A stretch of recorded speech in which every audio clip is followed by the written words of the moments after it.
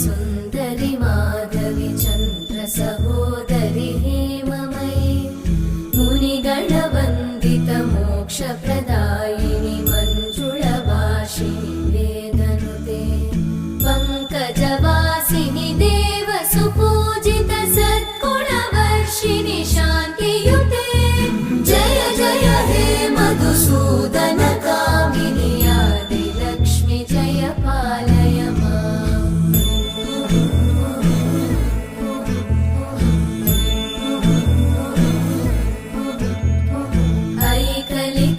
ऐकलिकल्मषनाशिनि कामिनि वैदिक